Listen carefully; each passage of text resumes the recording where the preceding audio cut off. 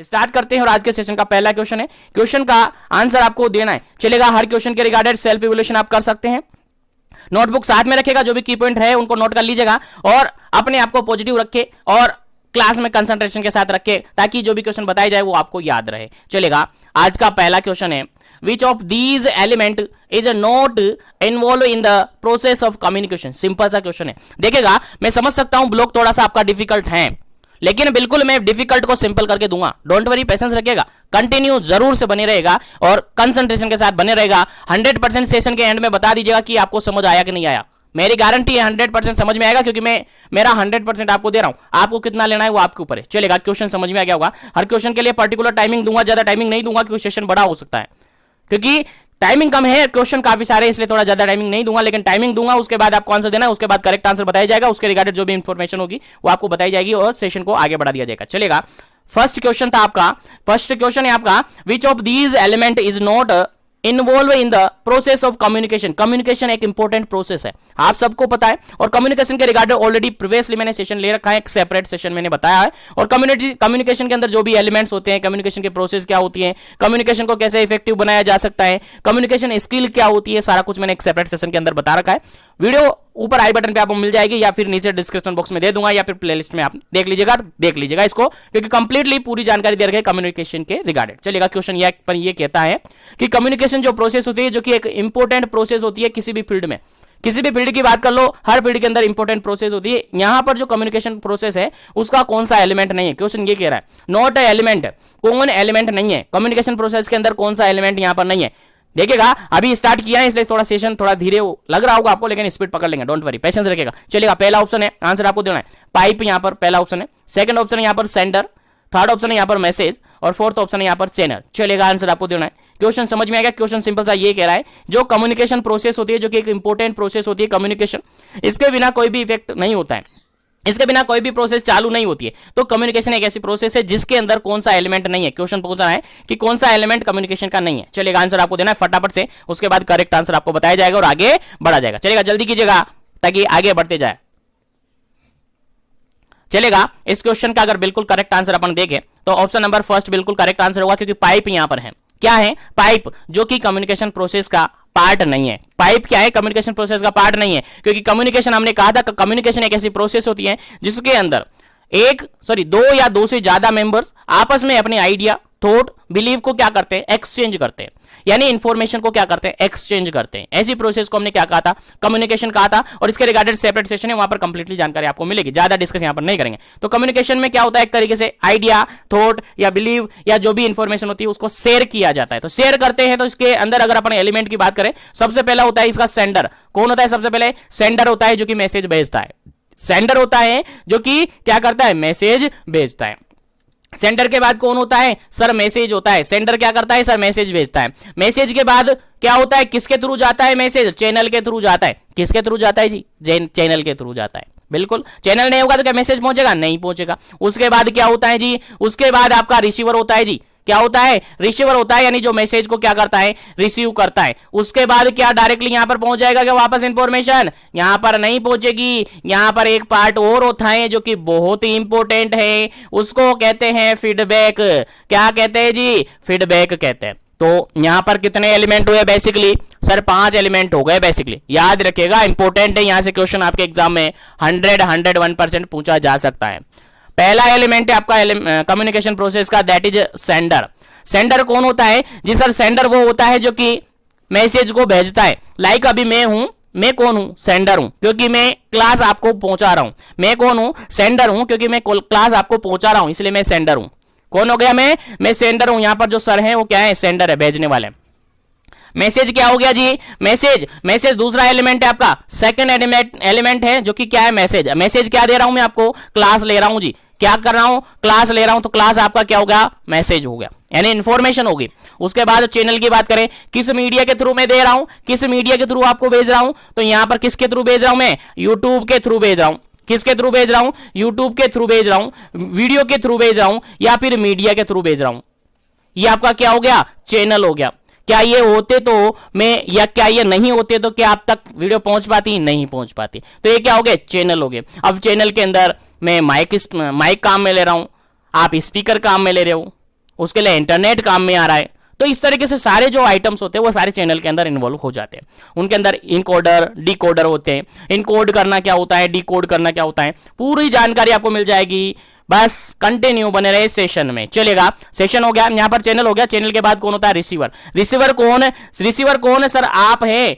जो लोग जो अभी क्लास को ज्वाइन करे हुए हैं, जो क्लास को देख रहे हैं, वो रिसीवर है। यहां पर जो मैं इंफॉर्मेशन दे रहा हूं, मैंने कहां से इंफॉर्मेशन दी, यहां से इंफॉर्मेशन दी। मैं सेंडर हूं, मैंने मैसेज मोल्डेड किया और चैनल के थ्रू आप तक पहुंचा दिया। आप अभी क्लास देख रहे हो ना, बिल्कुल बिल्कुल सब देख रहे हो। तो आप यहां क्या होगे, रिसीवर होगे। रिसीवर के बाद अब मुझे कैसे पता चलेगा कि मेरी जो कम्युनिकेशन प्रोसेस मैंने कंप्लीट करवाई है वो इफेक्टिव हुई है। कैसे पता चलेगा मुझे कि जो मैंने लोगों को, यानी आप लोगों को समझाया, आप लोगों को पढ़ाया है, वो मेरा इफेक्टिव रहा है। वो किसके थ्रू पता चलेगा जी, फीडबैक के थ्रू। अब आप लोग कमेंट करेंगे कि सर आज की क्लास बहुत मस्त थी, आज की क्लास काफी जबरदस्त थी, हमें सब कुछ याद है। या आप कमेंट करेंगे कि सर आज की क्लास में थोड़ा नींद आया, आज कुछ मजा नहीं आया। तो ये क्या है, फीडबैक है। इससे मुझे पता चलेगा पॉजिटिव और नेगेटिव का। क्या पता चलेगा, पॉजिटिव और नेगेटिव का, कि मैंने जो कम्युनिकेशन काम में लिया है वो पॉजिटिव रही है या नेगेटिव रही है। अगर सेंडर को पता चल गया है कि पॉजिटिव रही है या नेगेटिव रही है, इट मींस जो कम्युनिकेशन प्रोसेस थी वो इफेक्टिव हो चुकी है और कम्युनिकेशन प्रोसेस यहां पर कंप्लीट हो चुकी है। तो देखिएगा यहां पर जो भी मैंने 2-3 मिनट जो भी आपके लिए है, यहां से आपके एग्जाम में क्वेश्चन बन सकता है, इसलिए याद रखिएगा। यहां से डायरेक्टली एग्जाम में कैसे क्वेश्चन बन सकता है, सर आप ये बताओ कम्युनिकेशन प्रोसेस का पहला एलिमेंट कौन होता है। चलिएगा, आंसर आपको देना है, फटाफट से कमेंट सेक्शन आपके लिए खाली है। आप ये बताओ कि कम्युनिकेशन प्रोसेस का पहला एलिमेंट कौन सा होता है। सर आपका आंसर जाएगा सर मैसेज। क्या जाएगा, मैसेज। नहीं सर, मैसेज कैसे जाएगा सर, मैसेज तो सेकंड है, आपने ही कहा सेकंड है। पहला एलिमेंट है आपका सर, अरे सर नहीं यार, सेंडर। बिल्कुल सेंडर आपका पहला एलिमेंट है। उसके बाद दूसरा एलिमेंट आपका क्या होगा, क्लास होगा क्या। हाँ सर क्लास होगा, लेकिन क्लास कौन ले रहा है, मैसेज है ना क्लास में, तो बिल्कुल मैसेज होगा। थर्ड एलिमेंट है that is channel, fourth element है that is receiver, fifth element है दैट इज फीडबैक। और ये 5 एलिमेंट मिलकर आपके कम्युनिकेशन प्रोसेस को इफेक्टिव बनाते हैं। आया समझ में, बिल्कुल भेजे में घुस गया सर। आगे बढ़ते हैं नेक्स्ट क्वेश्चन पर। चलिएगा, उम्मीद करता हूं सेशन को लाइक शेयर कर दिया होगा, तो सभी तक लाइक शेयर कर दीजिएगा जिसने भी नहीं किया है, ताकि सभी कैंडिडेट जुड़ जाए। और इतना इफेक्टिव क्लास में आपको दे रहा हूं, काफी इंपोर्टेंट क्वेश्चन आपके एग्जाम में एज इट इज पूछे जा सकते हैं। चलेगा, और इनसे बाहर कोई क्वेश्चन नहीं बनेगा, क्योंकि आपके अगर इनसे बाहर बनेगा इट मींस डायरेक्टली आपके मॉड्यूल से बाहर बनेगा, जो कि हो नहीं सकता, क्योंकि आप ट्रेनिंग कर रहे हो यार, कंपटीशन थोड़ी दे रहे हो, बिल्कुल ट्रेनिंग करो। चलेगा, नेक्स्ट क्वेश्चन की बात करें, सेकंड नंबर क्वेश्चन है। थोड़ा अब स्पीड पकड़ रहा हूं मैं, ठीक है, स्पीड से चलूंगा मैं थोड़ा सा। चलेगा, सेकंड नंबर क्वेश्चन है, विच of these is the third element of the communication process. जल्दी कीजिएगा, आंसर बता दीजिएगा फटाफट से। थर्ड एलिमेंट कौन सा होता है कम्युनिकेशन प्रोसेस का, जस्ट अभी मैंने बताया। अगर एक्टिव थे तो आपका आंसर सही होगा बिल्कुल। पहला ऑप्शन यहां पर सेंडर है, सेकंड ऑप्शन है यहां पर चैनल, थर्ड ऑप्शन है यहां पर मैसेज, और फोर्थ ऑप्शन है यहां पर रिसीवर। चलिएगा, आंसर आपको देना है, क्या इसका करेक्ट आंसर होगा। थर्ड एलिमेंट आपसे पूछा है कम्युनिकेशन प्रोसेस का थर्ड एलिमेंट कौन सा होता है। चलेगा, जल्दी से आपको आंसर देना है, क्या इसका करेक्ट आंसर होगा, जल्दी कीजिएगा। चलेगा, इस क्वेश्चन का बिल्कुल करेक्ट आंसर क्या हो जाता है, ऑप्शन नंबर बी हो जाता है। अभी बात की सर, पहला तो सेंडर, दूसरा होता है मैसेज, तीसरा होता है आपका चैनल, चौथा होता है आपका रिसीवर, और पांचवा होता है आपका फीडबैक। ये 5 एलिमेंट मिलकर आपके कम्युनिकेशन प्रोसेस को क्या करते हैं जी, कंप्लीट करते हैं जी। बिल्कुल याद रखना है, नहीं याद रहेगा तो एक नंबर आपका कट गया, एक क्वेश्चन गलत हो जाएगा। यहां से क्वेश्चन 100% बनने की संभावना है, इसलिए आपको याद रखना है। क्योंकि कम्युनिकेशन आपके पास नहीं है तो फिर क्या है यार, क्योंकि कम्युनिटी हेल्थ ऑफिसर है तो कम्युनिकेशन होना चाहिए, तभी तो आप लोगों को अच्छी केयर दे पाओगे, इफेक्टिव केयर दे पाओगे, तभी तो आप फेमस होगे। चलेगा, कोई बात नहीं, आगे बढ़ते हैं नेक्स्ट क्वेश्चन पर। नेक्स्ट क्वेश्चन है आपका थर्ड नंबर क्वेश्चन क्या कहता है, समझते हैं। काफी इजी क्वेश्चन है, काफी सिंपल सा क्वेश्चन है, और हो सकता है आपके मॉड्यूल्स के अंदर आपको मिलेगा नहीं, लेकिन ढूंढो मिलेगा, आपके मॉड्यूल्स के अंदर है, बिल्कुल एज इट इज रखा हुआ है। चलेगा, क्वेश्चन पढ़ते हैं। क्वेश्चन ये कहता है, to make our communication effective we should follow, खाली जगह छूटा हुआ है और यहां पर सी लिखा हुआ है, सी मतलब सी बार में यहां कुछ आएगा, उसके बाद एंड करके यहां पर एस लिखा हुआ है, यानी एस बार में यहां पर कुछ आएगा। क्वेश्चन समझ में आ गया। अब यहां पर ऑप्शन इस तरीके से दे रखे, जो फर्स्ट आपका ब्लैंक खाली जगह छोटा हुआ है उसके अंदर पहला ऑप्शन आएगा, सेकंड जो खाली जगह छोटा है उसके अंदर सेकंड वर्ड आएगा। चलेगा, कौन सा सही होगा? क्वेश्चन समझ गए ना? क्वेश्चन सिंपल सा ये है कि अगर आप अपनी कम्युनिकेशन प्रोसेस को, अपनी कम्युनिकेशन को इफेक्टिव बनाना चाहते हैं तो आपको एक तो सी की जरूरत पड़ेगी। सी कितने जरूरत पड़ेगी? सी कितने होने चाहिए आपके पास कि आपकी कम्युनिकेशन प्रोसेस है कंप्लीट और इफेक्टिव हो सके, और कितने एस आपके पास होने चाहिए? जल्दी से आपको आंसर देना है। क्या इसका करेक्ट आंसर है? पहला ऑप्शन यहां पर 7 तो सी और 4 एस। थर्ड सेकंड ऑप्शन है 7 तो सी और 3 एस। थर्ड ऑप्शन है 6 तो सी और 4 एस। फोर्थ ऑप्शन है 6 तो सी और 3 एस। चलिएगा, फटाफट से सोच लीजिएगा, समझ लीजिएगा, आंसर बता दीजिएगा, उसके बाद इसका करेक्ट आंसर मैं आपको बताऊंगा। बिल्कुल समझ में आएगा आपको और याद रहेगा और याद रखना पड़ेगा, क्योंकि आपको एग्जाम देना है और आपके एग्जाम में ये क्वेश्चन पूछा जा सकता है, इसीलिए आपको याद रखना है। चलेगा, इस क्वेश्चन का राइट आंसर क्या होगा जल्दी से बता दीजिएगा, फिर आगे बढ़ते हैं अपन नेक्स्ट क्वेश्चन पर।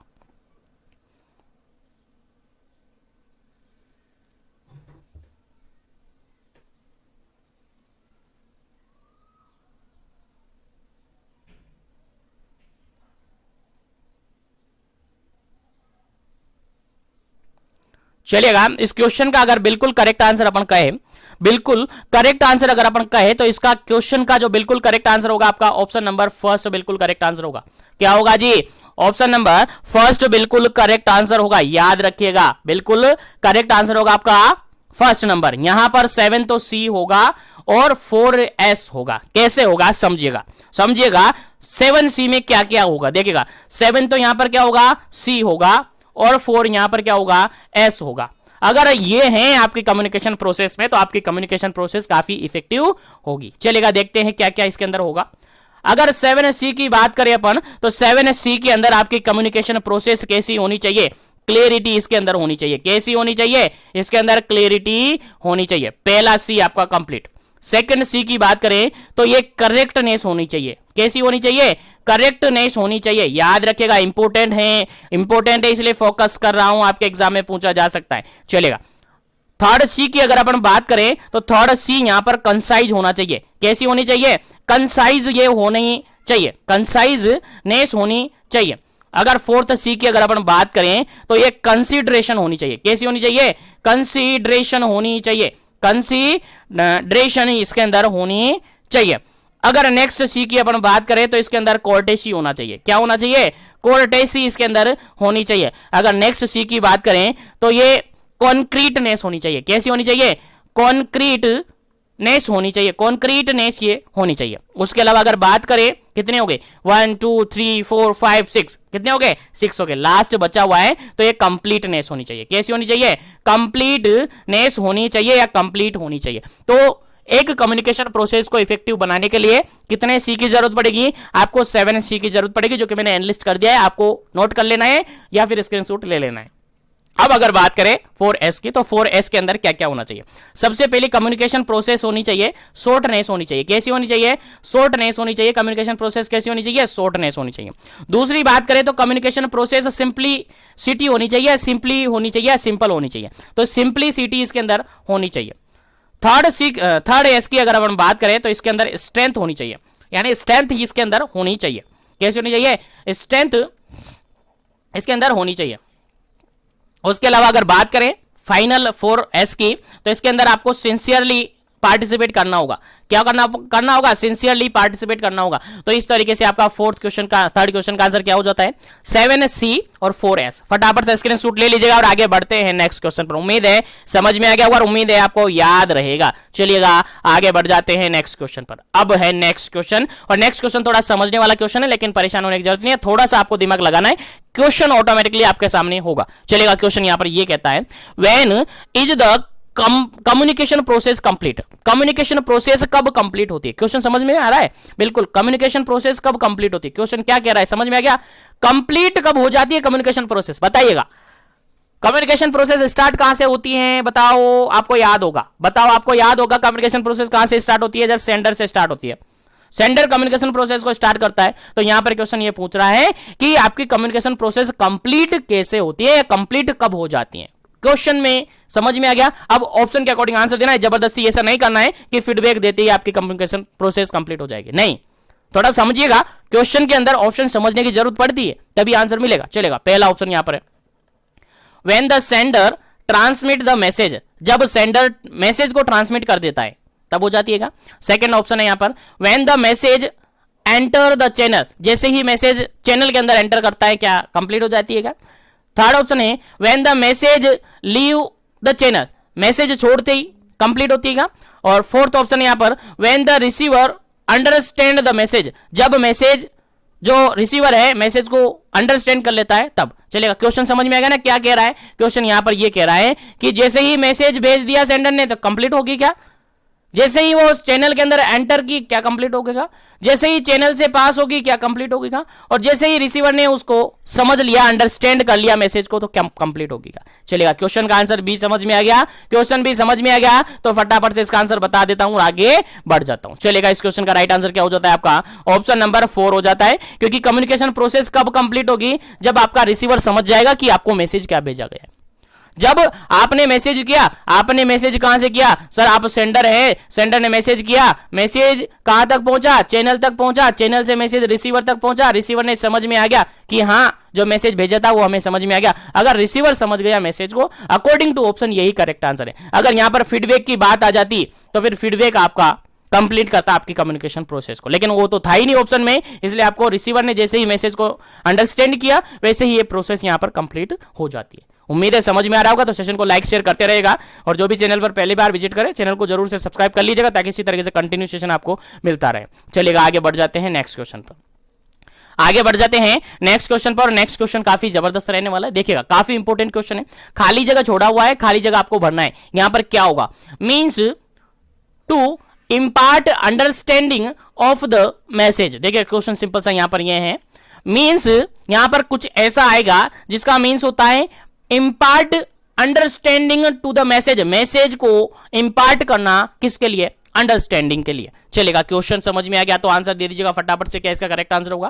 पहला ऑप्शन है यहां पर इनकोडिंग, सेकंड ऑप्शन है यहां पर डीकोडिंग, थर्ड ऑप्शन है यहां पर चैनल और फोर्थ ऑप्शन है यहां पर आपका नन ऑफ दी अबव। चलेगा, आंसर आपको देना है, क्या इसका करेक्ट आंसर होगा। क्वेश्चन समझ में आ रहा है ना। क्वेश्चन सिंपल सा ये कह रहा है कि खाली जगह में वो होना चाहिए, वो वर्ड होना चाहिए जिसका मीन्स ये बनता है कि मैसेज को इंपार्ट करके अंडरस्टैंड कर लिया जाए, इंपार्ट करके अंडरस्टैंड कर लिया जाए, वो वर्ड यहां पर होना चाहिए। क्या होगा जी, बिल्कुल समझ में आ गया होगा। आंसर क्या होगा, बिल्कुल इस क्वेश्चन का आपका आंसर होगा, बिल्कुल करेक्ट आंसर होगा आपका ऑप्शन नंबर बी, बिल्कुल करेक्ट आंसर होगा डी कोडिंग होगा। क्या होगा यहां पर, बिल्कुल करेक्ट आंसर होगा आपका डी कोडिंग होगा। क्या होगा, D coding. Sir D coding कैसे होगा, चलेगा एक बार मैं समझा देता हूं फिर आगे बढ़ेंगे नेक्स्ट क्वेश्चन पर, लेकिन अभी नहीं समझाऊंगा, अगले क्वेश्चन में समझाऊंगा ताकि आपको क्वेश्चन अच्छे से समझ में आएगा। चलेगा, यहां पर समझ में आएगा डी कोडिंग मतलब चलेगा, यहीं समझ लीजिएगा आप, नहीं तो कहेंगे कि बार बार वहां चले जाएंगे। चलेगा, यहां पर देखिएगा डी कोडिंग मतलब एक तरीके से दो तरीके से यहां पर वर्ड काम में लिए जाते हैं, इनकोडिंग और डीकोडिंग। देखिएगा यहां पर आपका मैसेज होता है, सॉरी सेंडर होता है। सेंडर क्या करता है, मैसेज भेजता है। क्या करता है, मैसेज भेजता है। कहां पर भेजता है, चैनल के थ्रू भेजता है। कहां पर भेजता है, चैनल के थ्रू भेजता है। उसके बाद मैसेज कहां जाता है, रिसीवर के पास जाता है। रिसीवर क्या करता है, फीडबैक देता है। फीडबैक किसको देता है, सेंडर को देता है। यह प्रोसेस है आपकी कम्युनिकेशन प्रोसेस, आपको याद है। अब देखिएगा यहां पर बात यह आती है, ये जो सेंडर है, मान के चलेगा सेंडर के पास, मान के चलेगा मैं हूं सेंडर हूं और मेरे पास इंफॉर्मेशन है, मैंने सारे क्वेश्चन का पेपर बना लिया, सारे ब्लॉक को देख देख कर उसके पेपर बना लिए, मैंने क्वेश्चन बना लिए, बनाए ना, बिल्कुल मैंने क्वेश्चन बना लिए। अब क्वेश्चन कैसे बनाए, क्वेश्चन कैसे बनाए, मैंने उन क्वेश्चनों को एक वीडियो में कन्वर्ट कर दिया, एक वीडियो में, यानी उसके सामने, आपकी सामने स्क्रीन चल रही है और मेरी आवाज चल रही है। मैंने क्या कर लिया, मैसेज को मोल्ड कर दिया किसके अंदर, एक इलेक्ट्रिकल चीजों के अंदर। यानी आप वीडियो के अंदर देख रहे हो, वीडियो चल रही है, मेरी आवाज सुन रहे हो, ये जो है यानी मैसेज को कन्वर्ट किया जा रहा है, मैसेज को कहां किया जा रहा है, कन्वर्ट किया जा रहा है और कन्वर्ट करके चैनल के थ्रू आप तक पहुंचाया जा रहा है। ऐसी प्रोसेस है, अगर ऐसी प्रोसेस है तो उस प्रोसेस को इनकोडिंग करना कहते हैं। क्या कहते हैं जी, इनकोडिंग कहते हैं, इनकोडिंग इसको कहते हैं। ठीक है, समझ में आया। अब जो मैसेज यहां पर आया है, जो मैसेज मैंने इनकोड किया है वो मैसेज के रूप में चैनल तक पहुंचा, चैनल से कहां आया है, रिसीवर तक आएगा। लेकिन रिसीवर तक ऐसा की ऐसा ही आएगा, जो मैंने इनकोड किया है वैसा की वैसा ही तो आएगा ना, ऐसा कैसा ही आएगा। अब ऐसा कैसा ही आएगा, तो यहां पर एक प्रोसेस होती है डीकोडिंग, एक प्रोसेस होती है डी कोडिंग, और डी कोडिंग में क्या होता है, जो भी मैसेज आया है वो आपके स्पीकर के थ्रू आप तक पहुंचेगा। जो मैं बोल रहा हूं वो किसके थ्रू भेजेगा, स्पीकर के थ्रू। मैंने किसके थ्रू यहां पर कवर किया इसको, माइक के थ्रू। किसके थ्रू, माइक के थ्रू मैंने इसको क्या कर लिया, कवर कर लिया। और मेरे पास पेन है, पेन टैब है, लैपटॉप है, इनके थ्रू मैंने मैसेज को मोल्डेड कर दिया ना। अब इसके बाद ये आपके पास आएगा। अगर आपके पास मान के चलेगा मोबाइल में स्पीकर खराब है तो क्या आपके पास पहुंचेगा, नहीं पहुंचेगा।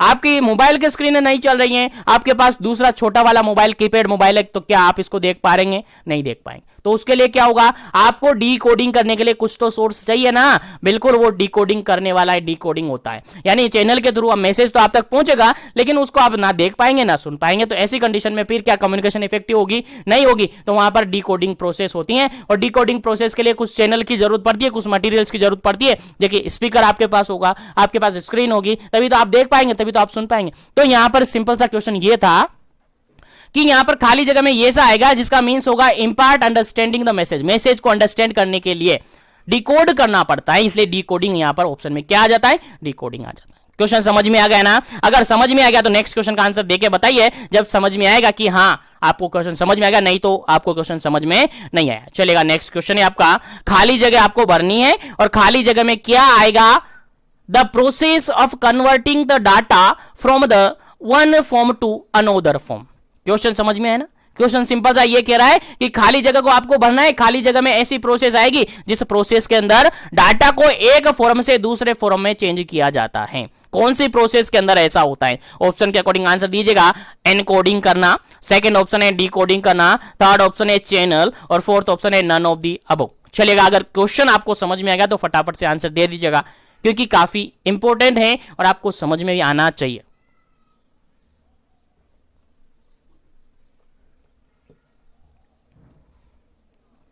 चलेगा, 6 नंबर क्वेश्चन का बिल्कुल करेक्ट आंसर हो जाता है आपका एनकोडिंग। अभी थोड़ी देर पहले मैंने बताया कि दो प्रोसेस होती है, एनकोडिंग और डीकोडिंग। एक होती है इनकोडिंग होती है, दूसरी होती है डीकोडिंग। एनकोडिंग जो भी मैसेज होता है उसको फॉर्म टू फॉर्म चेंज करता है, वन फॉर्म से एक फॉर्म से दूसरे फॉर्म में चेंज करता है। मेरे पास ब्लॉक थे, मैंने उनको ब्लॉक से क्वेश्चन बनाए, क्वेश्चन बनाकर आप तक प्रेजेंट किए। मेरे पास फॉर्म कहा था, क्वेश्चन था, यार मैं क्वेश्चन भी आपको भेज दूं, समझ में नहीं आएगा ना, कम्युनिकेशन इफेक्टिव नहीं होगी ना। लेकिन यहां पर मैंने उसको वीडियो में बनाकर, वीडियो में समझाकर आप तक भेजा, यानी उसको मैंने चेंज कर दिया एक फॉर्म से दूसरी फॉर्म में। ये क्या है, आपकी एनकोडिंग है। मैंने इनकोड कर दिया। इनकोडिंग के लिए मुझे क्या चाहिए, माइक चाहिए, पेन टैब चाहिए, लैपटॉप चाहिए और स्क्रीन चाहिए, यही चाहिए। इसको मैंने एक फॉर्म से दूसरे फॉर्म में कन्वर्ट कर दिया, that is encoding, that is encoding. अब जो मैंने कन्वर्ट किया उसको वापस से आपको कन्वर्ट करना पड़ेगा। वापस से कन्वर्ट कैसे होगा सर, जो मैं बोल रहा हूं ना आप सुन तो पाओगे, कैसे सुन पाओगे यार, स्पीकर आपके पास नहीं है तो स्पीकर आपको जरूरत पड़ेगी। स्क्रीन आपकी चलनी चाहिए, मोबाइल आपके पास एंड्रॉइड होना चाहिए तभी तो चलेगा ना,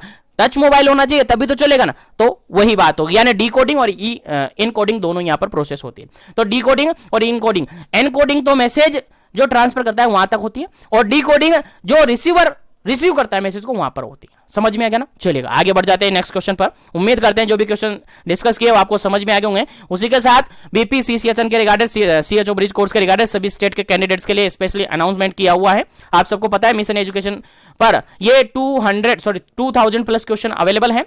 वहां से आप जाकर मिशन एजुकेशन ऐप पर जाकर आप विजिट कर सकते हैं। कुछ क्वेश्चन अभी वहां पर ऐड नहीं हो पाए, जिसको आज या कल फिनिश हो जाएंगे, आपके सारे ब्लॉक वहां पर ऐड हो जाएंगे और उसके सारे क्वेश्चंस वहां पर आपको अवेलेबल हो जाएंगे। तो वहां से आप उनको डायरेक्टली पढ़ सकते हैं, और उनको पढ़ने के साथ साथ आप टेस्ट सीरीज अगर ज्वाइन करते हैं तो टेस्ट भी दे सकते हैं। दोनों का अगर चार्जेज अपन देखें तो कॉमन है। आप एक बार मिशन एजुकेशन ऐप पर जरूर से विजिट करके देखिए, आपको वहां पर सब कुछ समझ में आ जाएगा, वहां पर आपको पता चल जाएगा। अगर फिर भी कोई डाउट आता है, कोई प्रॉब्लम आती है तो इंस्टाग्राम आईडी मेरी डिस्क्रिप्शन बॉक्स में, वहां से आप मुझे कांटेक्ट कर सकते हैं। चलिएगा, वापस बढ़ता हूं मैं अगले क्वेश्चन पर। नेक्स्ट क्वेश्चन है आपका, और नेक्स्ट क्वेश्चन है आपका 7 नंबर क्वेश्चन काफी जबरदस्त, काफी इंपॉर्टेंट है।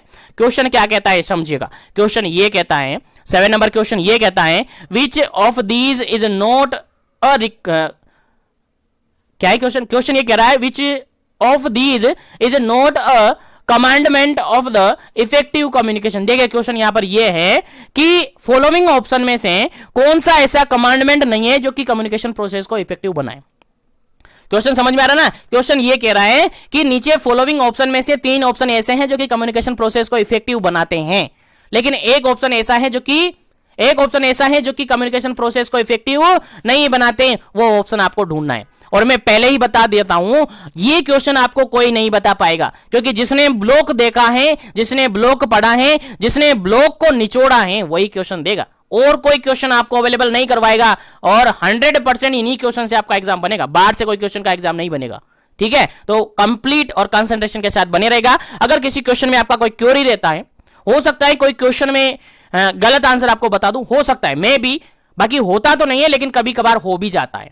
ठीक है, तो उसके लिए आप परेशान होने की जरूरत नहीं है, आपको कमेंट कर देना है या फिर इंस्टाग्राम आईडी में मुझे डायरेक्टली ज्वाइन करके वहां पर मुझे बता देना है, ताकि मैं उस क्वेश्चन को नेक्स्ट सेशन के अंदर आपको बता दूं कि उसका करेक्ट आंसर क्या होगा। ठीक है, कुछ क्वेश्चन हो जाते हैं यार, जल्दीबाजी में हो जाते हैं, लेकिन उसको परेशान होने की जरूरत नहीं है आपको, वो आपको बता दिया जाएगा। और स्पेशली आप सभी से कहना चाहूंगा, आपका जो भी क्वेश्चन का करेक्ट आंसर होगा आपके ब्लॉक वाइज माना जाएगा। अगर आप कॉम्पिटेटिव प्रिपरेशन कर रहे हैं कंपटीशन की, और कंपटीशन में आपने कुछ अलग डाटा पढ़ा है, तो उस डाटा को एक बार से आप ब्लॉक के अंदर मेंशन कर रखा है, ब्लॉक के अंदर एक बार चेकआउट जरूर कर लें, ताकि जीवन एजुकेशन के साथ बने हैं तो बिल्कुल आपको सब कुछ एक्यूरेट डाटा मिलेगा। फिर भी आपको लगता है तो कमेंट कीजिएगा, मैसेज कीजिएगा, आपको जरूर से उसके रिगार्डेड सॉल्यूशन बताया जाएगा। डोंट वरी, पेशेंस रखिएगा, क्योंकि गलतियां हो जाती है, कभी कभार गलतियां हो जाती है, और सबसे होती है।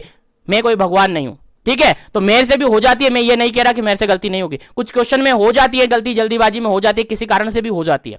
ठीक है, तो उसको आप परेशान होने की जरूरत नहीं है, जो भी गलती हो आप बता दीजिएगा, बिल्कुल हो सकती है, मेरे से, मैं क्या भगवान नहीं हूं, मेरे से भी गलती हो सकती है। ठीक है, तो डोंट वरी, पेशेंस रखिएगा, सब कुछ अवेलेबल करवा दिया जाएगा। अगर कोई गलती होती हो तो उसको भी सुधारा जाएगा, डोंट वरी, सबसे होती है गलतियां। चलेगा, नेक्स्ट क्वेश्चन आपका 7 नंबर क्वेश्चन था। क्वेश्चन नंबर ये कह रहा था कि कम्युनिकेशन प्रोसेस के अंदर नीचे फॉलोइंग ऑप्शन में से एक ऐसा ऑप्शन है जो कि कम्युनिकेशन प्रोसेस को इफेक्टिव नहीं बनाता है, तो वो कौन सा है? पहला ऑप्शन यहां पर क्लियरिटी इन लैंग्वेज, लैंग्वेज में क्या होनी चाहिए? क्लियरिटी होनी चाहिए। सेकंड ऑप्शन है लिसन पुअरली, पुअरली लिसन होना चाहिए। थर्ड ऑप्शन है यहां पर होम कम्युनिकेशन स्किल होनी चाहिए।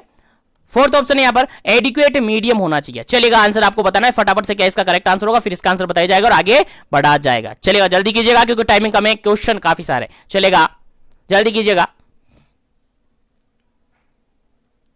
चलेगा, इस क्वेश्चन का बिल्कुल करेक्ट आंसर है, that is option number B, बिल्कुल करेक्ट आंसर है। ऑप्शन नंबर बी बिल्कुल करेक्ट आंसर है। कैसे करेक्ट आंसर है, चले देखते हैं, समझते हैं, समझ में आएगा। देखिएगा, मैसेज और लैंग्वेज कैसी होनी चाहिए? क्लियर होनी चाहिए। अभी बताया मैंने 7C की जरूरत पड़ेगी, तो मैसेज कैसा होना चाहिए? क्लियर होना चाहिए। लैंग्वेज कैसी होनी चाहिए? क्लियर लैंग्वेज होनी चाहिए। आप चले गए ऐसी जगह पे जहां पर कोई इंग्लिश जानता नहीं है, आप इंग्लिश में बड़बड़ा रहे हैं, समझेंगे क्या? नहीं समझेंगे जी, बिल्कुल नहीं समझेंगे सर, आप सही कह रहे हैं, बिल्कुल ये तो होना चाहिए। उसके अलावा आपके पास कम्युनिकेशन स्किल होनी चाहिए।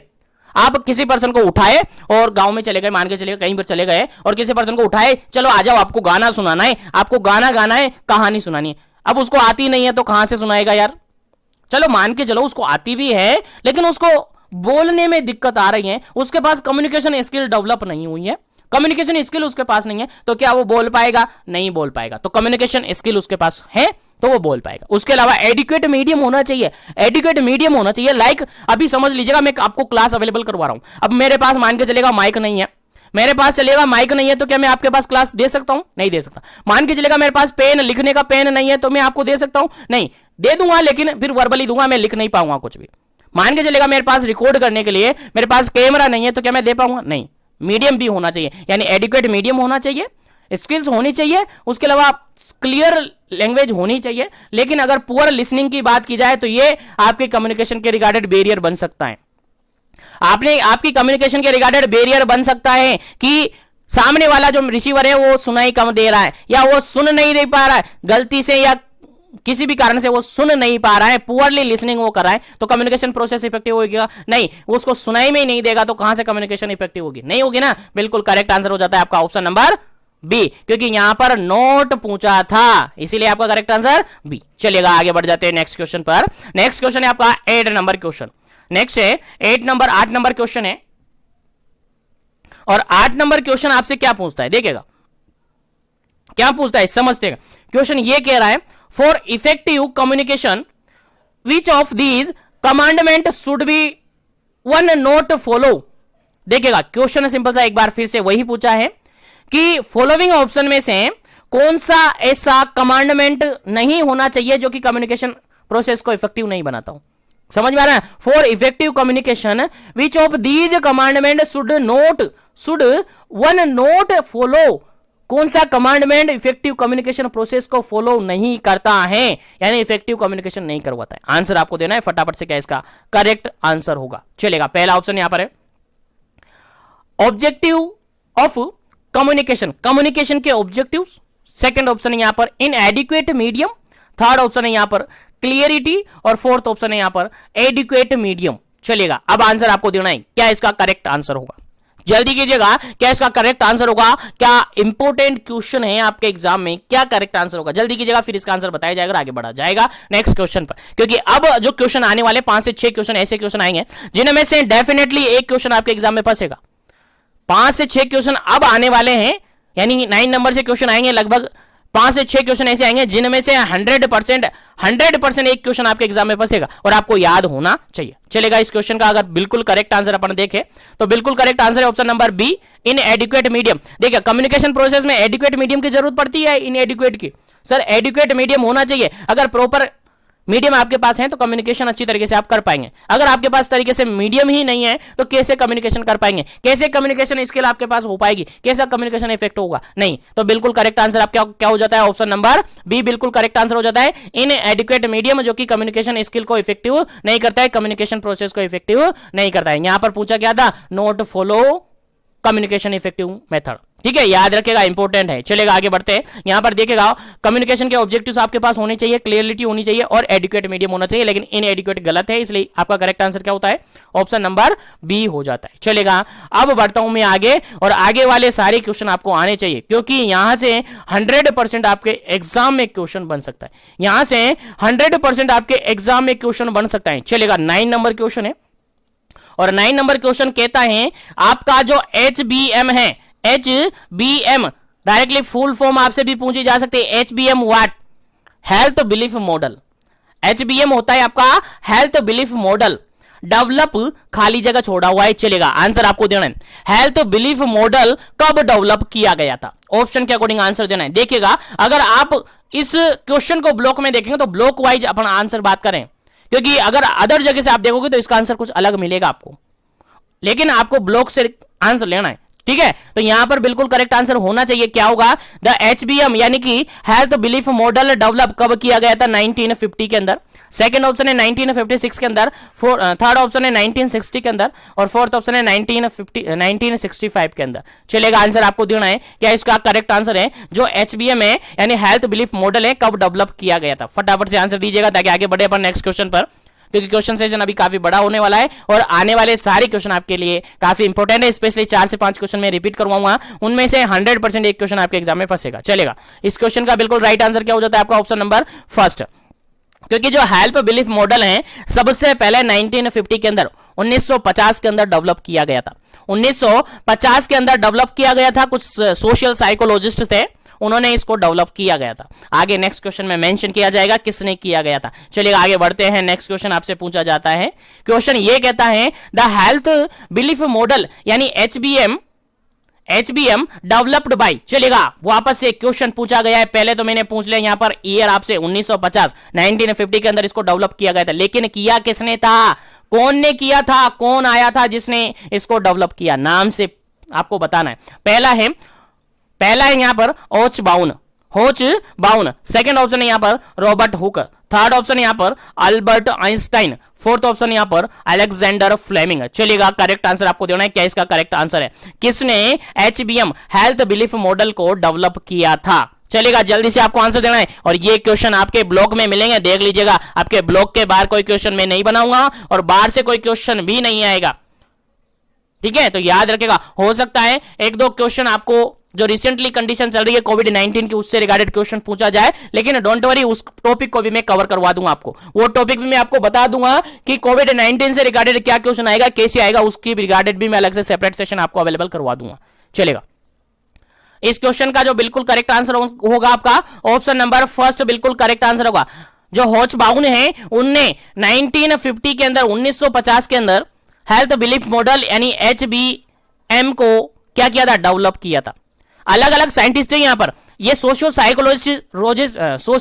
साइकोलॉजिस्ट थे होच बाउन, इसके अलावा और भी थे, रोच्ड खांड इस तरीके से नाम था उनका, रोच्ड खांड कीगल इस तरीके से नाम था, मैं स्पेलिंग आपको बताता हूं, ROSENSTOCKND,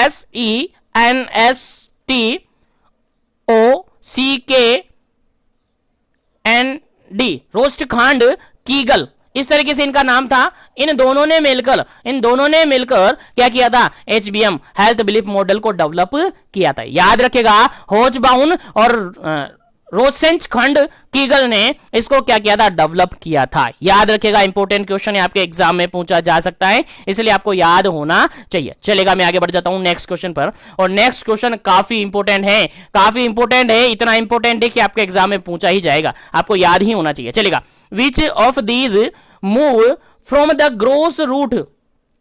ग्रोस रूट लेवल। देखिए, ग्रोस रूट लेवल की बात की जा रही है, किसकी बात की जा रही है, ग्रोस रूट लेवल की बात की जा रही है। और ग्रोस रूट लेवल किधर से किधर की तरफ मूव होता है, क्वेश्चन ये कहता है आपसे, क्वेश्चन ये कहता है अगर ग्रोस रूट की बात की जाए तो ग्रोस रूट से किधर की तरफ मूव होता है। आंसर आपको देना है। पहला ऑप्शन यहां पर है डाउनवर्ड कम्युनिकेशन, थर्ड ऑप्शन है, सेकंड ऑप्शन है यहां पर डायगोनल कम्युनिकेशन, थर्ड ऑप्शन है यहां पर अपवर्ड कम्युनिकेशन, और फोर्थ ऑप्शन है यहां पर लेटरल कम्युनिकेशन। चलेगा, जल्दी से आपको समझ में आ जाना चाहिए और आंसर बता देना चाहिए, क्योंकि ग्रोस रूट की बात की जा रही है। और ग्रोस रूट का मतलब यहीं पर समझ लीजिएगा, ताकि आगे के क्वेश्चन आपको इजीली समझ में आए, क्योंकि ग्रोस रूट मतलब समझ में आना चाहिए, क्योंकि आप कम्युनिटी हेल्थ ऑफिसर हो, आपको ये छोटे छोटे वर्ड समझ में आने चाहिए, आपको याद होने चाहिए, तभी काम चलेगा। ऐसे काम नहीं चलेगा, यार हमें तो पढ़ना ही नहीं है, हमें तो कुछ करना ही नहीं है, हमें तो बस पका पकाया मिले, और पका पकाया मैं दे रहा हूं तो फिर क्या चाहिए, पका पकाया भी मिल रहा है, मैं दे रहा हूं आपको पका पकाया, लो तो सही, मैं 100% दे रहा हूं आपको, आप लो तो सही, 90% भी लोगे तो काफी है, बहुत है, मजे हो जाएंगे, लेकिन 100% लो ना यार, 100% दे रहा हूं तो 100% लो ना, उसमें लेने की क्या शर्म है, शर्म काय को करते। चलेगा, आगे बढ़ जाते। इस क्वेश्चन का राइट आंसर अपन देखें तो ऑप्शन नंबर सी हो जाएगा, क्योंकि ग्रोस रूट की अगर बात करें, रूट तो जानते हो ना यार, रूट तो जानते हो ना, अब जड़ होती है, पेड़ जो पौधा होता है, पेड़ होता है, जानते हो, पेड़ तो ट्री तो जानते होंगे आप, इंग्लिश में बोलूं ट्री, जो ट्री है, पेड़ होते हैं, उनकी रूट क्या होती है सर, जड़ें होती है। क्या होती है जी, जड़ें होती है। क्या होती है, जड़ें। अब जड़ें किधर से किधर मूव करती है सर, जड़ें तो यहां पर है, और पेड़ कहां जाता है, ऊपर की तरफ जाता है, तो अपवर्ड मूवमेंट होगा ना, जड़ों से ही तो बना पौधा, जड़ों से पैदा होगा, जड़ों से ही तो बना, जड़ निकलेगी, जड़ बनेगी, छोटा सा पौधा बनेगा, छोटा पौधा बन के पेड़ बनेगा, पेड़ बनेगा विशाल बरगद पेड़ बन जाएगा, बनेगा कि नहीं बनेगा। किधर से किधर मूव करा सर, अपवर्ड मूव किया, यानी सबसे छोटे हिस्से से लेकर बड़े हिस्से की तरफ बढ़ेगा, यानी अपवर्ड ऊपर की तरफ कम्युनिकेशन होगा। ग्रोस रूट मतलब समझ लीजिएगा, आगे याद आएगा आपको, आगे समझ में आ जाएगा करेक्टली। बाकी अभी से आपको याद रख लेना है, ग्रोस रूट मतलब नीचे के सिरे से स्टार्ट हो रहा है, स्टार्टिंग से स्टार्ट हो रहा है और अपवर्ड मूवमेंट हो रहा है, किधर, ऊपर की तरफ मूवमेंट हो रहा है। चलेगा, उम्मीद है समझ में आ गया होगा। तो आगे बढ़ जाता हूं मैं नेक्स्ट क्वेश्चन पर, और नेक्स्ट क्वेश्चन आपका काफी इंपॉर्टेंट है, और ये क्वेश्चन प्रीवियसली बीपीसीसीएचएन का जो प्रीवियसली एग्जाम हो चुका है उसके अंदर एज इट इज क्वेश्चन आया था, एज इट इज आपको याद रखना है, काफी इंपॉर्टेंट है। चलेगा, जो आपका HBM है, हेल्थ बिलीफ मॉडल है, उसके अंदर कुछ 4 से 5 कॉन्सेप्ट, 6 कॉन्सेप्ट रखे हुए हैं, 6 कॉन्सेप्ट रखे हुए हैं, और 6 कॉन्सेप्ट को उठाकर ऐसे के ऐसे एज इट इज आपसे क्वेश्चन पूछे जाएंगे, एज इट इज क्वेश्चन आपसे पूछे जाएंगे, और उनमें से एक क्वेश्चन आपके एग्जाम में हर बार आता है, आपके एग्जाम में भी आएगा, 100% आपके एग्जाम में भी आएगा, याद रखना है। चलेगा, क्वेश्चन पढ़ते हैं। क्वेश्चन यहां पर यह कहता है, one's opinion of chance of getting a condition which of the concept of HBM, यानी HBM के जो कॉन्सेप्ट थे उनमें एक कॉन्सेप्ट, वो कौन सा कॉन्सेप्ट है जिसके अंदर ऐसा माना जाता है, यानी लोगों का ऐसा ओपिनियन होता है कि चांस ऑफ गेटिंग कंडीशन, कोई कंडीशन गेट हो सकती है, कोई कंडीशन हमें मिल सकते हैं, कोई कंडीशन हमारे अंदर पैदा हो सकती है। चलेगा, ये किस कॉन्सेप्ट के अंदर आता है। पहला ऑप्शन यहां पर है परसीव्ड ससेप्टिबिलिटी के अंदर आता है, सेकंड ऑप्शन है परसीव्ड सीवियरिटी के अंदर आता है, थर्ड ऑप्शन है परसीव्ड बेनिफिट के अंदर आता है, फोर्थ ऑप्शन है परसीव्ड बैरियर के अंदर आता है। चलेगा, आंसर आपको देना है, क्या इसका करेक्ट आंसर होगा। क्वेश्चन समझ में आ रहा है ना, क्वेश्चन क्या कह रहा है, क्वेश्चन ये है कि one's opinion of chance to getting a condition, कि ऐसा माना जाता है, ऐसा ओपिनियन है, किसी का ऐसा ओपिनियन है या वन का ऐसा ओपिनियन है कि ऐसा चांस है कि कुछ कंडीशन हो सकती है। अब कुछ कंडीशन हो सकती हैं तो जनरली आपको समझ में आ रहा होगा, ससेप्ट होने जा रहा है, क्या होने जा रहा है, ससेप्ट होने जा रहा है, समझाने की पूरी कोशिश करूंगा, याद रखना है। बाकी लाइन भी आपको याद रखनी है, अगर लाइन याद नहीं रही तो मीनिंग, छोटा सा मीनिंग याद रख लेना। ससेप्ट होने जा रहा है, चांस होने जा रहा है कि उसके अंदर कोई कंडीशन हो सकती है, उसके अंदर इन्फेक्शन हो सकता है, चांस होने जा रहा है कि उसके अंदर कंडीशन हो सकती है, ऐसा ओपिनियन है, और ऐसा ओपिनियन है, चांस है, मतलब ससेप्टिबिलिटी है, मतलब क्या है, ससेप्टिबल है पर्सन। तो इस क्वेश्चन का राइट आंसर क्या हो जाएगा, ऑप्शन नंबर ए हो जाएगा। ऑप्शन नंबर ए इसका बिल्कुल करेक्ट आंसर हो जाएगा, परसीव्ड ससेप्टिबिलिटी। याद रखेगा, याद रखेगा, इंपॉर्टेंट है, याद कर लीजिएगा। यहां से स्क्रीनशॉट ले लीजिएगा, अपने पास रखेगा, याद रख लीजिएगा। क्वेश्चन आपके एग्जाम में आ सकता है, इसलिए बार बार फोकस कर रहा हूं, बार बार बता रहा हूं, इसलिए आपको याद होना चाहिए। चलेगा, क्वेश्चन समझ में आ गया। तो परसीव्ड ससेप्टिबिलिटी के अंदर क्या होगा कि लोगों का ऐसा मानना है कि कोई कंडीशन हो सकती है, अगर ऐसी है, और ये एज इट इज लाइन आपको याद रखनी है, क्योंकि एचबीएम जो मॉडल है, हेल्थ बिलीफ मॉडल है, उसके अंदर एज इट इज मेंशन है, और एज इट इज ही आपसे क्वेश्चन पूछा जाएगा, काट पीट के क्वेश्चन नहीं पूछा जाएगा। चलेगा, आगे बढ़ जाते हैं नेक्स्ट क्वेश्चन पर। नेक्स्ट क्वेश्चन पर बढ़ जाते हैं, और नेक्स्ट क्वेश्चन एक बार फिर से एचबीएम से रिगार्डेड है, और एचबीएम मॉडल के अंदर ही एक बार फिर से आपको देखना है कि ऐसी कंडीशन कहां पर आती है। क्वेश्चन क्या कहता है, देखिएगा, one's opinion of the tangible and psychological cost of the advised action which concept in HBM। Question समझ में आएगा क्या कह रहा है, क्वेश्चन सिंपल सा ये कह रहा है, one's opinion of the tangible and the psychological cost of the advice, psychological cost of the advice. Question समझ में आ गया, क्वेश्चन सिंपल सा ये कह रहा है जी, क्वेश्चन सिंपल सा ये कह रहा है कि लोगों का ऐसा मानना है, लोगों का ऐसा मानना है कि कोई एक तरीके से साइकोलॉजिकल कोस्ट एडवाइज एक्शन हो सकता है, एडवाइज यहां पर एक्शन हो सकता है, psychological cost of advise action यहां पर हो सकता है। अगर ऐसी कंडीशन है, अगर ऐसी कंडीशन है तो वो एचबीएम के किस कॉन्सेप्ट के अंदर आता है। ऑप्शन के अकॉर्डिंग आंसर दीजिएगा। पहला ऑप्शन देखिएगा, परसीव्ड ससेप्टिबिलिटी। चलेगा, इसको तो आपको पता चल गया क्या होता है, ये हटा दीजिएगा, तीन ऑप्शन आपके पास है, परसीव्ड बैरियर, परसीव्ड बेनिफिट और परसीव्ड, चले यहां पर दो ऑप्शन मैंने एक साथ डाल दिया, परसीव्ड बैरियर दो बार डाल दिया। चले ठीक है, तो गलती हो जाती है, परेशान नहीं होना है, आपको आंसर आना चाहिए। ठीक है, दो ही ऑप्शन आपके पास बचे, बताइएगा दो ऑप्शन में से क्या इसका करेक्ट आंसर होगा। अब तो दो ही ऑप्शन बचे हैं, 50-50 हो गए। चलो, कुछ लोगों का सही हो जाएगा, कुछ गलत का हो जाएगा, 50-50 बता दीजिएगा क्या इसका करेक्ट आंसर हो जाएगा, बिल्कुल करेक्ट आंसर क्या हो जाएगा इसका, जल्दी कीजिएगा, क्या इसका बिल्कुल करेक्ट आंसर हो जाएगा। Psychological cost of advised action यहां पर हो सकता है, बिल्कुल करेक्ट आंसर है आपका ऑप्शन नंबर, बिल्कुल करेक्ट आंसर है आपका option number B, option number B बिल्कुल करेक्ट आंसर है, परसीव्ड बैरियर के अंदर आता है। मैंने फोर्थ ऑप्शन तो बिल्कुल ही काट दिया, तीन ही ऑप्शन यहां पर थे। ठीक है, तो यहां पर क्या है, बी ऑप्शन बिल्कुल करेक्ट आंसर यहां पर हो जाएगा। क्या हो जाएगा, बी ऑप्शन बिल्कुल करेक्ट आंसर हो जाएगा। क्या हो जाएगा, बिल्कुल करेक्ट आंसर हो जाएगा option number B. Perceived barrier के अंदर ऐसा होता है जिसमें psychological cost of the advised action आएगा। याद रखिएगा, psychological cost of the advised action आएगा। अगर ऐसा है तो कॉन्सेप्ट होगा आपका परसीव्ड बैरियर। कैसा कॉन्सेप्ट होगा, परसीव्ड बैरियर। चलेगा, नेक्स्ट क्वेश्चन की बात करते हैं, नेक्स्ट क्वेश्चन की बात करते हैं। नेक्स्ट क्वेश्चन आपके सामने काफी इंपोर्टेंट है, देखिएगा, समझिएगा क्या क्वेश्चन है। क्वेश्चन कहता है, strategies to activate and readiness which of the concept in the HBM. देखिएगा, क्वेश्चन सिंपल सा ये कह रहा है, क्वेश्चन सिंपल सा ये कह रहा है कि strategies to activate readiness, readiness यानी ऐसी स्ट्रेटजी डेवलप कर दी गई है किसके लिए, एक्टिवेट होने के लिए, कि पर्सन कैसा हो जाता है, रेडी हो जाता है कि आ जाओ, कोई भी इंफेक्शन आ जाएगा हम इजीली उसको क्या कर पाएंगे, ट्रीट कर पाएंगे। कोई भी इन्फेक्शन आ जाएगा हम उसको क्या कर पाएंगे, इजीली ट्रीट कर पाएंगे। अगर ऐसी कंडीशन है तो एचबीएम के किस कॉन्सेप्ट के अंदर वो आता है। पहला ऑप्शन यहां पर है परसीव्ड ससेप्टिबिलिटी, सेकेंड ऑप्शन है यहां पर परसीव्ड बैरियर, थर्ड ऑप्शन है यहां पर परसीव्ड बेनिफिट, और फोर्थ ऑप्शन है यहां पर कूज टू एक्शन। चलेगा, जल्दी से आंसर दीजिएगा क्या इसका करेक्ट आंसर होगा, फिर इसका करेक्ट आंसर आपको बताया जाएगा और आगे बात की जाएगी। मैं आता हूं थोड़ी देर।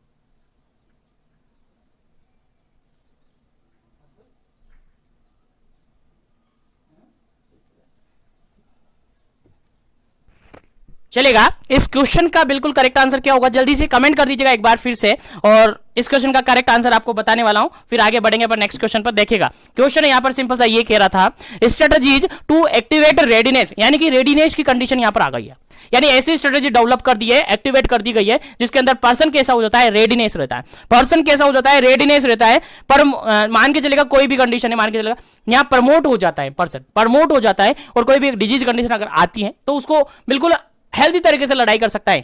ठीक है, समझ में आ रहा है ना, रेडीनेस की बात की जा रही है। रेडीनेस जहां पर बात की जाएगी, आपका डायरेक्टली आंसर जाएगा, आपका डायरेक्टली आंसर जाएगा ऑप्शन नंबर डी पर। कहां जाएगा, ऑप्शन नंबर डी पर, कूज टू एक्शन, क्योंकि आप रेडी हैं एक्शन करने के लिए। समझ में आ रहा ना, रेडी हो गए आप, एक्शन करेंगे, अब तैयार हो गए और एक्शन करेंगे। कोई भी इंफेक्शन आया, कोई भी डिजीज कंडीशन आया, उसके रिगार्डेड आप क्या करेंगे, तैयार हैं, और उसके रिगार्डेड आप एक्शन ले सकते हैं, एक्शन कर सकते हैं। क्वेश्चन समझ में आएगा ना, बिल्कुल इजी क्वेश्चन है, बिल्कुल आपको समझ में आना चाहिए, बेजे में बिठा लेना चाहिए, क्योंकि इंपॉर्टेंट क्वेश्चन है। तो इस क्वेश्चन का राइट आंसर क्या हो जाता है, आपका ऑप्शन नंबर डी हो जाता है, कूज टू एक्शन, बिल्कुल करेक्ट आंसर है। और मैं बता दूं, एचबीएम से रिगार्डेड मैंने 5 से 7 क्वेश्चन रखे हैं, और उनमें से 100% एक क्वेश्चन आपके एग्जाम में एज अ टीज पूछा जाएगा। चलिए आगे बढ़ जाता हूं मैं नेक्स्ट क्वेश्चन पर। नेक्स्ट क्वेश्चन है आपका 15 नंबर, और 15 नंबर क्वेश्चन क्या कहता है, देखिएगा समझिएगा।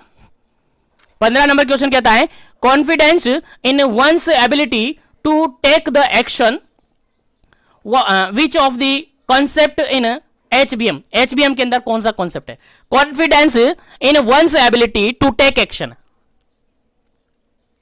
क्वेश्चन समझ में आया, क्वेश्चन सिंपल सा ये कह रहा है, concept in one's ability to take action, यानी ऐसी कॉन्फिडेंस हो जाता है एक एबिलिटी टू एक्शन करने के लिए। ठीक है, एबिलिटी टू एक्शन करने के लिए, वहां पर तो रेडीनेस था, कुछ वर्ड समझ में आने चाहिए, कुछ वर्ड पकड़ में आने चाहिए, क्योंकि ये एज इट इज लाइनें हैं, एज इट इज आपके एग्जाम में पूछी जाएगी। इनको घुमाया मोल्डेड करके नहीं दिखाया जाएगा, मोल्डेड करके आपसे नहीं पूछा जाएगा, एज इट इज लाइन उठाई जाएगी, एज इट इज आपके एग्जाम में पेस्ट की जाएगी और आपको आंसर किया जाएगा। तो यहां पर कॉन्फिडेंस है कि वो एक्शन लेगा, कॉन्फिडेंस है कि उसके अंदर एबिलिटी है कि वो एक्शन ले सकता है। ठीक है, कॉन्फिडेंस उसके अंदर हो गया। तो ऐसी कंडीशन में कौन सा हेल्प बिलीव जो मॉडल है उसके अंदर कौन सा कॉन्सेप्ट है, पहला ऑप्शन यहां पर सेल्फ एफिकेसी, सेकंड ऑप्शन है यहां पर परसीव्ड बैरियर, थर्ड ऑप्शन यहां पर परसीव्ड बेनिफिट, और फोर्थ ऑप्शन यहां पर कूज टू एक्शन। तो कूज टू एक्शन अभी अपन ने बात की, रेडीनेस के लिए आता है, किसके लिए आता है, रेडीनेस के लिए आता है, तो ये तो आपका कट जाता है, ये तो आपका कट जाता है। उसके अलावा परसीव्ड बैरियर की अपन ने बात कर ली थी। अब दो ऑप्शन यहां पर बचे, एक तो सेल्फ एफिकेसी और सेल्फ बेनिफिट। चलिएगा, अब आंसर बताना है, दो ऑप्शन आपके पास है, फटाफट से आंसर दीजिएगा क्या इसका करेक्ट आंसर है। अगर ऐसा है confidence in one's ability to take the action, अगर ऐसी लाइन आपके पास मिलती है तो आपका आंसर क्या हो जाएगा। देखिएगा सामने से ही सीधा सा क्वेश्चन यही बुना है, सीधा सा ही लिखा हुआ है, कॉन्फिडेंस है उसको, सेल्फ एफिकेसी उसके अंदर है, क्या है सेल्फ एफिकेसी उसके अंदर है, क्या है सेल्फ एफिकेसी उसके अंदर है, इसलिए आपका करेक्ट आंसर क्या हो जाता है, ऑप्शन नंबर ए हो जाता है। कुछ वर्ड को पकड़ना है आपको, बस उस वर्ड को पकड़ के रखना है, छोड़ना नहीं है, जब तक एग्जाम नहीं हो जाए जब तक छोड़ना नहीं है, और मैं छोड़ने भी नहीं दूंगा, क्योंकि आगे तक आपको क्वेश्चन पेपर ऐसे ही अवेलेबल होते रहेंगे। चलेगा, क्वेश्चन आई थिंक यहां तक समझ में आ गए, तो आगे बढ़ जाते हैं नेक्स्ट क्वेश्चन पर। नेक्स्ट क्वेश्चन है आपका 16 नंबर, और 16 नंबर क्वेश्चन कहता है, देखिएगा 16 नंबर क्वेश्चन कहता है, one's opinion of how serious a condition and it's consequence. देखिएगा यहां पर क्वेश्चन ये लिखा हुआ है कि एक का किसी का ऐसा ओपिनियन है कि कोई कंडीशन कैसे सीरियस हो सकती है, कोई भी कंडीशन कैसे सीरियस हो सकती है, और उसके क्या क्या कॉन्सिक्वेंस हो सकते हैं, क्या क्या उसके कॉन्सिक्वेंस यानी परिणाम हो सकते हैं। अगर ऐसी कंडीशन है तो एचबीएम यानी हेल्थ बिलीफ मॉडल के अंदर वो कौन सा कॉन्सेप्ट होगा। आंसर आपको देना है, पहला ऑप्शन यहां पर सेल्फ एफिकेसी, सेकंड ऑप्शन है यहां पर परसीव्ड बैरियर, और थर्ड ऑप्शन यहां पर परसीव्ड बेनिफिट, और फोर्थ ऑप्शन यहां पर परसीव्ड सीवियरिटी। चलेगा, जल्दी से आपको आंसर बताना है क्या इसका करेक्ट आंसर होगा। और ये क्वेश्चन आपका प्रीवियसली बीपीसीसीएचएन के अंदर पूछा हुआ है, इंपॉर्टेंट है, मेंशन कर लीजिएगा, स्टार बना लीजिएगा, आपके एग्जाम में पूछा जा सकता है 100%, इसलिए आपको याद होना चाहिए। चलेगा, आगे बढ़ते हैं नेक्स्ट क्वेश्चन पर। नेक्स्ट क्वेश्चन पर बढ़ने से पहले इस क्वेश्चन का राइट आंसर आप बता देते हैं और समझा देते हैं। चलेगा, इस क्वेश्चन का जो बिल्कुल करेक्ट आंसर होगा, देखिएगा यहां पर सिंपल सा क्वेश्चन ये कहा गया है कि किसी का ओपिनियन है कि कोई सीरियस कंडीशन कैसे हो सकती है, कोई भी कंडीशन कैसे सीरियस हो सकती है, और उसके क्या क्या परिणाम हो सकते हैं। देखो सीरियसनेस यहां पर आ गया, पकड़ लो वर्ड को, पकड़ लो, छोड़ो ही मत, पकड़ लो, सीरियसनेस आ गया, सीवियरिटी चली गई। सीरियसनेस आते ही कहां चले गए आप, परसीव्ड सीवियरिटी पर चले गए, कहां चले गए, परसीव्ड सीवियरिटी पर चले गए। ऐसे ही वर्ड को पकड़ते रहे ना, बिल्कुल पूरे मॉड्यूल्स को पकड़ लोगे और उसके बाद पूरा पेपर आपको पकड़ में आ जाएगा, इसलिए वर्ड पकड़ने, ठीक है। कुछ चीजें एज इट इज आपको याद रखनी होती है, कुछ चीजें आपको पकड़नी पड़ती हैं। अगर आप कोशिश नहीं करेंगे तो पकड़ में नहीं आएगी, लेकिन कोशिश आप करते रहिएगा, क्योंकि मैं आपको 100% कोशिश करने के लिए मोटिवेट करता रहूंगा। चलिएगा नेक्स्ट क्वेश्चन की बात करते हैं। नेक्स्ट क्वेश्चन है आपका 17 नंबर क्वेश्चन है, और 17 नंबर क्वेश्चन कहता है, देखिएगा 17 नंबर क्वेश्चन कहता है, one's believe in the efficacy of the advise action to reduce risk और सीरियसनेस ऑफ इंपैक्ट। देखिए सिंपल सा क्वेश्चन ये पूछा जा रहा है कि one's believe the efficacy of the advise action to reduce the risk. देखिएगा रिड्यूस, रिस्क को रिड्यूस करना है, यहां पर क्या करना है जी, रिस्क को रिड्यूस करना है। अब रिस्क को रिड्यूस कर रहे हैं, अगर रिस्क को और सीरियसनेस पर आप इंपैक्ट करते हैं, उसको रिड्यूस करते हैं, तो क्या होगा, बेनिफिट होगा। आपको क्या होगा, बेनिफिट होगा। मैंने पहले ही आंसर बता दिया, आपसे पूछे भी नहीं, आपको तो समझ में आ गया था इस क्वेश्चन का आंसर, है ना, सबको समझ में आ गया होगा ऑलमोस्ट, है ना, बिल्कुल सही है, कोई बात नहीं, मैंने जल्दी बता दिया तो कोई बात नहीं। अब वापस से बता दो, आप कमेंट कर दो फटाफट से कि क्या है इसका करेक्ट आंसर। मैंने तो बता दिया, अब आप बता दो। चलेगा, सबको पता चल गया इस क्वेश्चन का क्या करेक्ट आंसर होगा। इस क्वेश्चन के अंदर भी एक बार फिर से मैंने थोड़ा सा मिस्टेक कर दिया है, और फिर से टाइपिंग मिस्टेक हो चुकी है यहां पर, और यहां पर 2 बार मैंने बेनिफिट लिख दिया है, लेकिन परेशान होने की जरूरत नहीं है, मैंने कहा है ना, परेशान होने की जरूरत नहीं है, गलती हो जाती है, गलती सुधार ली है, गलती सुधर गई है, और यहां पर मैंने दोनों ऑप्शन एक साथ दे दिए, आ जाता है गलती से, लेकिन क्वेश्चन का आंसर आपको समझ में आया ना, बिल्कुल। क्या करेक्ट आंसर होगा इसका, ऑप्शन नंबर ए मान लो या सी मान लो, लेकिन आंसर आपको याद होना चाहिए, परस्यूड बेनिफिट इसका होगा, क्योंकि रिस्क को रिड्यूस कर रहे हैं, और रिस्क को रिड्यूस कर रहे हैं तो अपनी हेल्थ बढ़ेगी, हमें क्या होगा, बेनिफिट होगा, होगा कि नहीं होगा, बिल्कुल बेनिफिट हमें होगा। इसलिए इस क्वेश्चन का राइट आंसर क्या हो जाता है, ऑप्शन नंबर सी हो सकता है, बिल्कुल ऑप्शन नंबर सी हो जाता है, परस्यूड बेनिफिट हो जाता है। तो उम्मीद है एचबीएम से रिगार्डेड अगर कोई भी क्वेश्चन आपके एग्जाम में आएगा तो एज इट इज आप सही करेंगे, क्योंकि जैसे हो सकता है मैंने सभी तरीके से मोल्डेड करके आपको समझाने की कोशिश की, वर्ड को पकड़ाने की कोशिश की, अब आपके ऊपर है कि आपने वर्ड को पकड़ा कि नहीं पकड़ा। मुझे उम्मीद है आपने पकड़ लिया है, क्योंकि मैं इसी उम्मीद के साथ डेली क्लास लेता हूं, और डेली क्लास के अंदर इसी उम्मीद के साथ पूरे सेशन को कंप्लीट करवाता हूं। चलेगा नेक्स्ट क्वेश्चन की बात करते हैं, क्वेश्चन नंबर 18। क्वेश्चन नंबर 18 की बात करते हैं। क्वेश्चन नंबर 18 कहता है affective level is related to, affective की बात की जा रही, देखिए affective level is related to, किससे रिलेटेड है, अफेक्टिव लेवल किससे रिलेटेड है, ऑप्शन के अकॉर्डिंग आंसर देना, जो ऑप्शन में उसी के अकॉर्डिंग आंसर देना। पहला ऑप्शन यहां पर नॉलेज से रिलेटेड है, सेकंड ऑप्शन यहां पर एटीट्यूड से रिलेटेड है, और थर्ड ऑप्शन यहां पर प्रैक्टिस से रिलेटेड है। चलेगा, क्या इसका करेक्ट आंसर होगा, जो अफेक्टिव लेवल है वो किससे रिलेटेड है। चलेगा, जल्दी से आंसर कीजिएगा, क्या इसका करेक्ट आंसर होगा, फिर इसका करेक्ट आंसर आपको बताया जाएगा और आगे बढ़ा जाएगा नेक्स्ट क्वेश्चन पर। चलेगा, जल्दी से बता दीजिएगा क्या इसका करेक्ट आंसर होगा, जल्दी कीजिएगा ताकि आगे बढ़े नेक्स्ट क्वेश्चन पर। और जो भी सेशन को लाइक शेयर नहीं किया, लाइक शेयर कर दीजिएगा, और जो भी चैनल पर पहली बार विजिट कर रहा है, बार बार विजिट करता है लेकिन चैनल को सब्सक्राइब नहीं किया, कर लीजिएगा, क्योंकि इसी तरीके से सेशन आपको मिलते रहेंगे, इसी तरीके से कंटिन्यू सेशन आपको मिलते रहेंगे, ताकि उनका नोटिफिकेशन आप तक पहुंच जाए और आप इजीली उनको देख पाए। चलेगा, नेक्स्ट क्वेश्चन की बात करेंगे, लेकिन उससे पहले इसका आंसर बता देते हैं। अफेक्टिव लेवल की अगर अपन बात करते हैं, अगर अफेक्टिव लेवल की अपन बात करते हैं तो ये आपका रिलेटेड होता है एटीट्यूड से। किससे रिलेटेड होता है, एटीट्यूड से रिलेटेड होता है, क्योंकि अगर हम देखें, अगर आपने ब्लॉक उठाकर देखा हो, आप मॉड्यूल उठाकर देखा होगा, तो स्टार्टिंग में जो कम्युनिकेशन यूनिट है उसके स्टार्टिंग में लिखे हुए 3 वर्ड, स्टार्टिंग में लिखे हुए 3 वर्ड कि एटीट्यूड आपका अफेक्ट से रिलेटेड होता है। एटीट्यूड आपका किससे रिलेटेड होता है, अफेक्ट से रिलेटेड होता है, याद रखेगा। एटीट्यूड किससे रिलेटेड, अफेक्टिव लेवल से रिलेटेड होता है, अफेक्टिव लेवल से रिलेटेड होता है। अगर प्रैक्टिस की बात करें तो ये साइकोमोटर लेवल से रिलेटेड होता है, साइकोमोटर लेवल से रिलेटेड होता है, याद होना चाहिए आपको, भूलना नहीं। अगर नॉलेज की बात करें तो ये किससे रिलेटेड होता है, कोग्निटिव लेवल से रिलेटेड होता है, याद रखेगा, तीनों याद कर लीजिएगा, तीनों मैंने यहीं पर बता दिया है। अगर नॉलेज की बात की जाएगी तो कोग्निटिव लेवल यहां पर होगा, अगर एटीट्यूड की बात की जाएगी तो अफेक्ट लेवल यहां पर होगा, अगर प्रैक्टिस की बात की जाएगी तो साइकोमोटर लेवल यहां पर होगा। तीनों आपको याद होने चाहिए। आप देख सकते हैं अपने ब्लॉक के अंदर, 5th ब्लॉक के स्टार्टिंग में ही आपको फर्स्ट पेज पर ही मिल जाएगा, page number I think starting में मिल जाएगा आपको, ब्लॉक जैसे ही स्टार्ट करोगे फर्स्ट ब्लॉक उसी के अंदर मिल जाएगा, फर्स्ट में एचडी जैसे कैसे ही लिखा हुआ मिलेगा। चलिएगा, आगे बढ़ते हैं नेक्स्ट क्वेश्चन पर।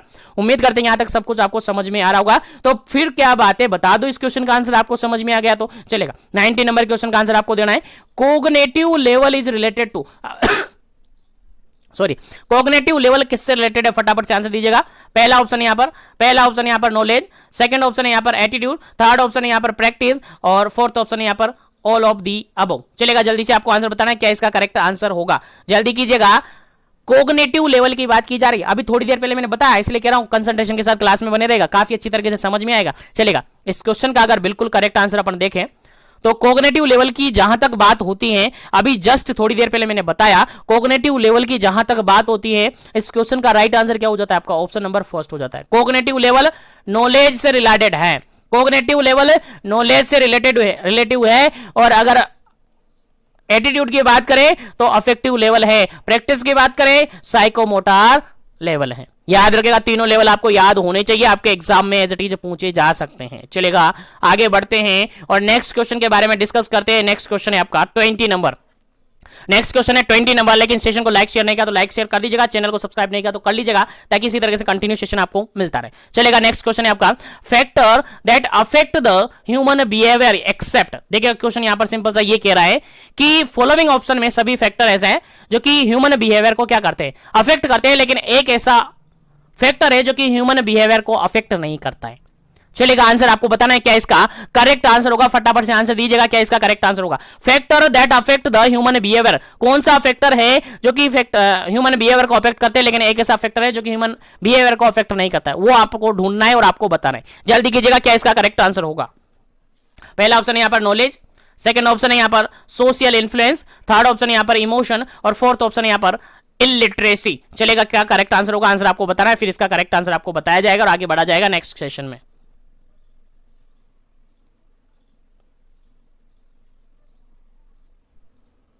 चलेगा, इस क्वेश्चन का जो बिल्कुल करेक्ट आंसर होगा वो आपका इलिटरेसी, क्योंकि अगर किसी पर्सन के पास नॉलेज बढ़ती जा रही है, ह्यूमन बिहेवियर बढ़ेगा कि नहीं बढ़ेगा? बिल्कुल अफेक्ट होगा। अगर सोशल इन्फ्लुएंस उसके अंदर है, सोशल इन्फ्लुएंस है, तो ह्यूमन बिहेवियर बढ़ेगा कि नहीं बढ़ेगा? अफेक्ट होगा कि नहीं? बिल्कुल। इमोशन भी बिहेवियर इसको क्या करता है? ह्यूमन बिहेवियर को क्या करता है? अफेक्ट करता है। लेकिन अगर कोई पर्सन इलिटरेट है तो उस पर किसी का फर्क ही नहीं पड़ता, जो वो है अपने आप में खुश है, मस्त है, बस इलिटरेसी इस क्वेश्चन का राइट आंसर हो जाता है, क्योंकि यहां पर इसका कोई अफेक्ट नहीं होता है ह्यूमन बिहेवियर पर। उम्मीद है क्वेश्चन समझ में आ गए होंगे। तो इस सेशन को मैं यहीं पर फिनिश करूंगा किसी कारण से, लेकिन अगले सेशन में अपन रिमेनिंग क्वेश्चन को सोल्व कर देंगे। बाकी आज के लिए इतना ही। सेशन को ज्यादा लाइक करें, शेयर करें, चैनल को सब्सक्राइब नहीं किया तो सब्सक्राइब कर लीजिएगा और बेल आइकन कॉल पर प्रेस कर लीजिएगा, ताकि इसी तरह से कंटिन्यू सेशन आपको मिलते रहे।